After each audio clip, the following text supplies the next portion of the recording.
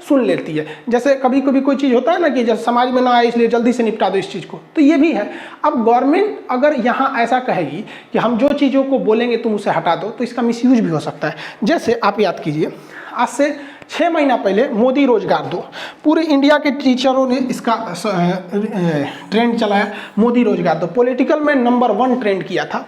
6.4 million tweet, इस पे कितने ट्वीट्स को डिलीट किए गए थे, बहुत सारे ट्वीट को डिलीट किए गए। तो इसमें कोई गलत तो है नहीं भैया, रोज स्टूडेंट उब चुके थे सब, इसलिए मोदी रोजगार दो का ट्रेंड चलाया गया। या फिर आप 1 साल पहले देखिएगा, मोदी रोजगार दो से पहले speak up for railway and SSC student, इसको अमेरिका के लोगों तक ने देखा। ये लोग इंडिया के ही हैं, अमेरिका में सेटल हैं, तो वहाँ पे तो बहुत अच्छी बात है, यहाँ से लोग वहाँ जाके सेटल रहते हैं, तो कम से कम भारत की बातों को भी तो सुनते हैं लोग।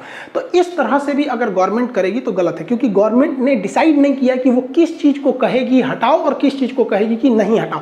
लेकिन यहाँ पे गवर्नमेंट हावी पड़ेगी, क्योंकि हमारा देश है तो नियम हमारा ही लगेगा। बाकी अगर इस कानून में ये जोड़ दिया जाए कि एक लिस्ट बना दिया जाए कि इस चीज़ों के रिलेटेड हम चीज़ों को अगर बोलेंगे तो आप हटाइएगा, तो ये कानून एकदम बेस्ट है। इसमें 90% ये बहुत अच्छा कानून है, क्योंकि हर चीज़ हमें मिल रहा है। बट एक वही है ना कि 10% की वजह से थोड़ा सा दिक्कत हो रहा है। आप अगर फेसबुक और यूट्यूब पर चिल्लाइएगा ना पेट्रोलियम का दाम महंगा हो गया, पेट्रोल का, सरसों तेल का, तो उतना ज़्यादा इफेक्ट नहीं पड़ेगा। लेकिन अगर ट्विटर पे अगर नंबर 1 ट्रेंड चला गया तो बहुत ज़्यादा इसका इफेक्ट देखने को मिलता है। ये बात हकीकत में भी है। अब आप बताइए भाई, ये सरसों का तेल ये गरीब लोग कहाँ से 200 रुपये लीटर में है का यूज करेंगे, बहुत दिक्कत हो जाता है।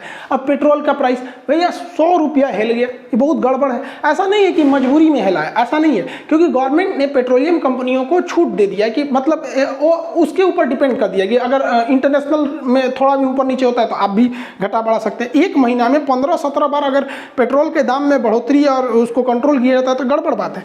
आपको लगता है कि भैया ऐसा है, तो देखिए ध्यान से समझिए पूरा गणित।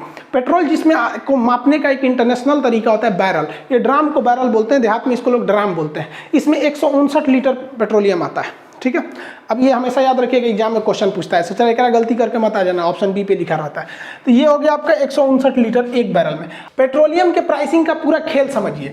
2021 का तुलना हम लोग 2013 से करके देखते हैं, तो 2021 में $70 प्रति बैरल पेट्रोलियम जो क्रूड ऑयल मिल रहा है। तो पेट्रोलियम से फिर इसको पेट्रोल डीजल अलग अलग चीज़ बनाया जाता है, इसमें सरकार की भी कुछ कॉस्टिंग आती है। अब यहाँ क्या होता है, ना किसी को डॉलर समझ में आता है ना बैरल समझ में आता है। तो बैरल तो बता दिए 159 लीटर होता है। अब हम इसको कैलकुलेट करके आपको बता देते हैं। इसमें 70 में 72 से गुणा कर देते हैं तो ये रुपया में आ जाएगा, इसमें गुणा कर देते हैं 159 से तो लीटर में आ जाएगा। तो अभी सरकार को जो कच्चा तेल यानी क्रूड ऑयल मिल रहा है वो 31 रुपया प्रति लीटर मिल रहा है। अब इसको सरकार रिफाइन करके बेच रही है 105 रुपया, अलग अलग राज्यों में कहीं 102 है, कहीं 105 106, अलग अलग राज्यों में।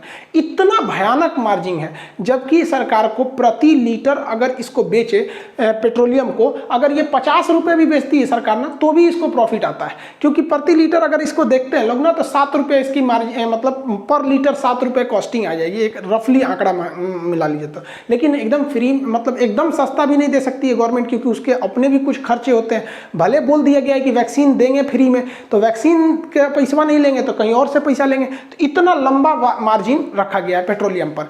अब आप इसकी तुलना करिए पहले के वक्त में, 2013 में इंटरनेशनल मार्केट में क्रूड ऑयल का प्राइसिंग बहुत हाई था। उस समय $110 प्रति बैरल पेट्रोल था, तो पेट्रोलियम मतलब क्रूड ऑयल था। अगर इसको हम चेंज करते हैं इसी फॉर्मूला से, तो उस वक्त पेट्रोल था 49 रुपये प्रति लीटर, गवर्नमेंट को आता था। अब इसको रिफाइन वगैरह करके गवर्नमेंट इसमें करके टोटल इसे 80 रुपये में बेचती थी। तो उस वक्त गवर्नमेंट का मुनाफा ज़्यादा नहीं रखा गया था पेट्रोल पे, जबकि अभी बहुत भयानक मुनाफा है। अब ये ओपन मार्केट में आप इस डाटा को आराम से देख सकते हैं, ऐसा नहीं है कि इसको कोई छुपाएगा, पूरी ट्रांसपेरेंट रहती है कितना रेट रहता है। तो यहाँ इस वजह से थोड़ा सा पेट्रोलियम ज़्यादा हो जाता है। अब भाई जो इंसान EMI पे गाड़ी लिया है बेचारा, अब वो छोटी मोटी जो ड्यूटी करते हैं लोग, 15-20 हज़ार जिनकी सैलरी रहती है, तो कहाँ से भरवा पाएंगे 110 रुपये 105 रुपये लीटर पेट्रोलियम। अब ये सब चीज़ें जब ट्विटर पे जाने लगती है तो गवर्नमेंट पर प्रेशर पड़ता है। ऐसा नहीं है कि गवर्नमेंट सुधार नहीं सकती है, इससे बुरे बुरे दिन हम लोग देखे हैं। लोग 1991 में भारत का सबसे काला दिन था। उस समय प्रधानमंत्री PV नरसिम्हा राव थे और वित्त मंत्री थे आपके ये मनमोहन सिंह के पास था वहाँ पे।